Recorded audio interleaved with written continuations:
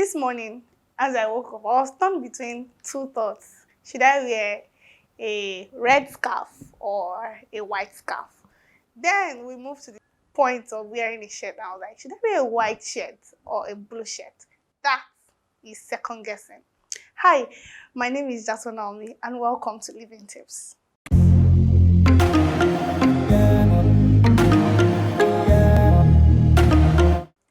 On this special episode, I'm going to be looking at the topic second guessing. What is second guessing? What are the forms of second guessing? How do you know that you are second guessing? Also, has it become a constant habit for you, or is it a one-time thing? Now, as we go deep into this topic called second guessing, I want you to understand a very, very fundamental fact that nobody has a crystal ball, nobody knows it all, and every person on earth is born to make mistakes. Now, what is second guessing? Second guessing is when you as a person, you tend to overanalyze and overthink a step that you're about to make. Let's take for example, you're torn between the thought of taking either coffee or tea. Then you go to think and think and think. In fact, you look at all other factors before you take either tea or coffee. Something that is supposed to be a matter of, okay, yes, coffee, okay, no tea.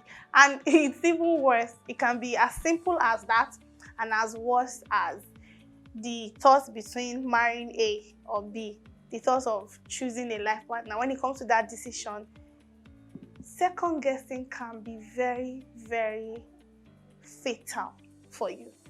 Now, another height that this could take is choosing careers. Second guessing each career. Oh, today you want to be a tailor.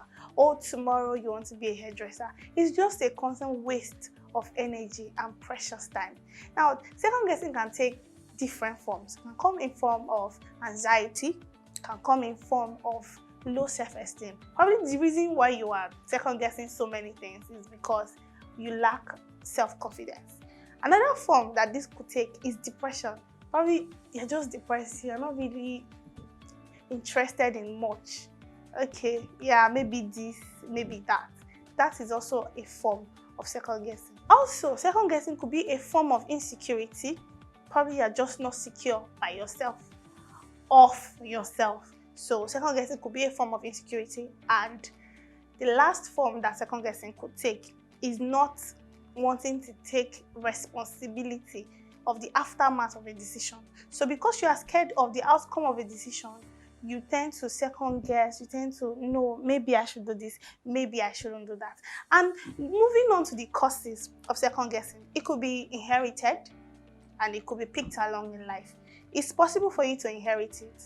There's been psychological studies on it which shows that parents that second guess tend to sometimes transfer this second guessing trait to their offspring. So yes, it's possible that it is inherited. It may not totally be your fault. Also, it could be another cause is that you could have picked it along the line while growing. If you had parents who were always judgmental about your choices, who always badmouthed your choices, or even in marriage you had a spouse, a spouse who is always bad-mouthing the choices that you make, either they come in as positive or negative, that could be the origin of second guessing. That could be where the second guessing started from. Now we are going to look at how you can curb this, how you can stop second guessing yourself, because believe me, it is very, very fatal. It cannot be all bad all the time. It's not all bad. Sometimes it's good that you second guess major decisions in your life. Let's say you want to buy a car. Yes, you should look at your budget. You should look at the functionality of the car. You should look at your stage in life. You should look at a lot of factors before purchasing the car. So yes, second guessing can be good in that aspect. Also, another aspect that second guessing could be, beneficial is when you are trying to make a major life decision. Okay, let's say in the case of buying a house, are you at the stage where you need a house? Will your house be right now? Will it be an asset to you, or will it be a liability to you?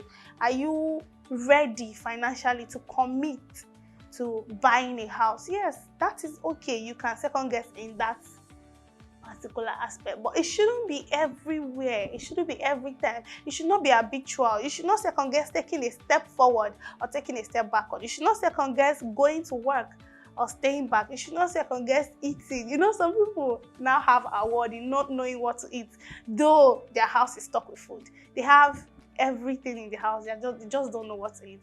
Or, you know, the one that is popular with ladies, I don't have what to wear. Guess what? The wardrobe is full of clothes. They have tons and tons of clothes, yes, they still don't know what to wear. So yeah, that's when it becomes bad. But to those other aspects, yes, it could be good. And you may be wondering that, oh, it cannot cause so much harm, you know. But believe me, there are consequences to being a second guessing every step in life. And one of them is that you could waste precious time and energy on something that is not even important. You could be wasting time that you would have used to take 3 steps. You are still second guessing step 1.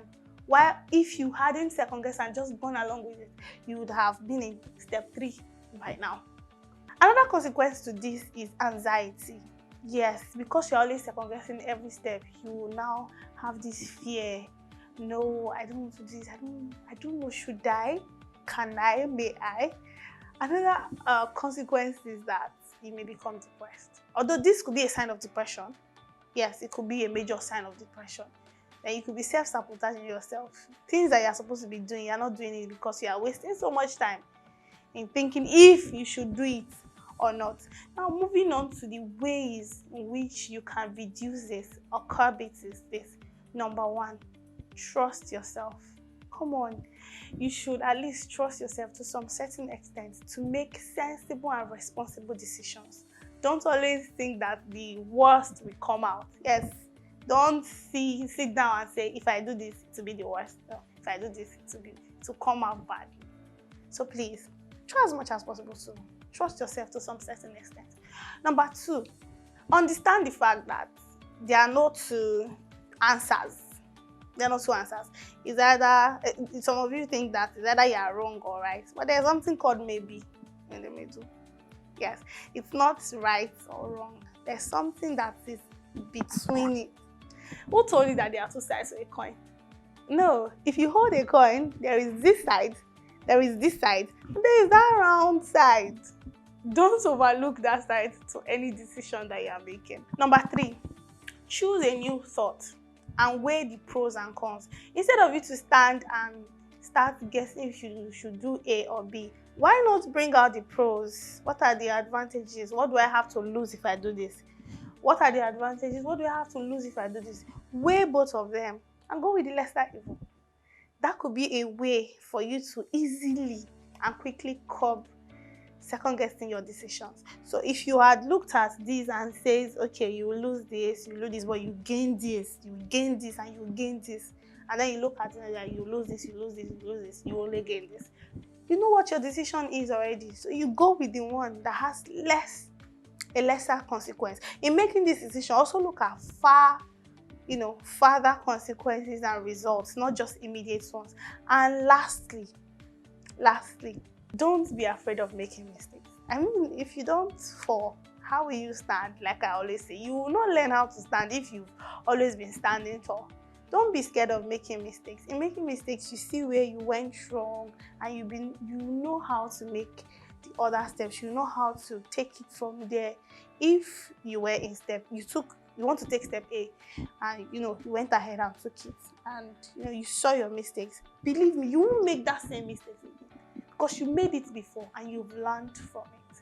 I hope I have been able to, throw some light today. Thank you so much for watching. If you are not subscribed to this channel, do that right away and click the notification button so you can get updates as soon as our content drop. Also follow us on all our other social media channels. We are VOS TV Naija on Facebook, VOS TV Naija on Instagram. And until I come your way next time, I'm still Jato Naomi, and stop second guessing your decisions. Bye-bye.